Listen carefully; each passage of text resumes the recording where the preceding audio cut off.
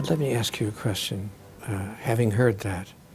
When life itself, because I agree with you, it seems to me that we do always create, but if I was creating all by myself, it would be easy. I could be sitting in a room and create or maybe with one other, my beloved other perhaps.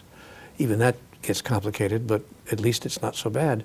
But when you go outside and there are 700,000 people out there in this city alone, much less around the world, suddenly we have 8 or 7 billion people co-creating at the same time. Yes. So where I get caught up, I'm really good, in my room by myself. I can totally create my reality, and I mean that sincerely. I mean, I can get into my wonderful space, and I feel good about life and what I'm putting out into the world, and I write my little notes on the internet, and I sound all very lovely. But I walk outside, and somebody has taken my parking space, or behaved in a way that I don't necessarily find myself in harmony with. So I'm wondering, what is your secret to taking this idea that you're the artist, and how do you mix the painting that you're creating, the art that you're creating, with the art that everyone else is creating in such a way that the picture remains beautiful? Well, do you understand what I'm asking? Of course I do, and it still is extremely easy. Is it now? And once again, it's about awareness. I'm completely aware that I create my reality, my world, and I live in my world. In my world, I am the center of my universe. And everybody around me, there's nothing but secondary characters in my story.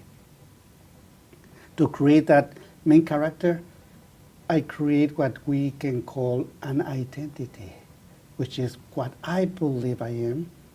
It doesn't mean it's true, because I am not my identity. I am not what I believe I am. In fact, I have no idea what I am. But I am. I'm here, I'm alive, etc., etc.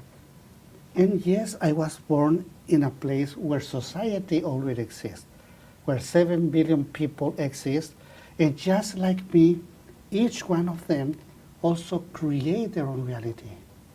And in their reality, that is also virtual and is only true for them, they are the center of the reality. And all of us, we are only secondary characters in their story.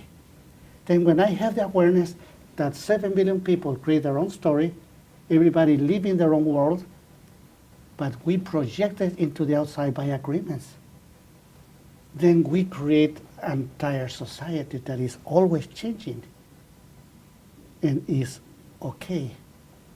Then what is important is when we have that awareness and we interact with everybody else, we need something that I call respect, that we really can interact with anybody around you. But respect always need to begin with ourselves. I respect my own creation. I respect my own story. In my story, I create an environment where I am completely happy, I am in peace, and I enjoy it. And I take it wherever I go. And with every interaction that we have with anyone else, that's what I project, respecting what they believe, respecting their story, and not to impose what I believe. Because what I believe is only true for me.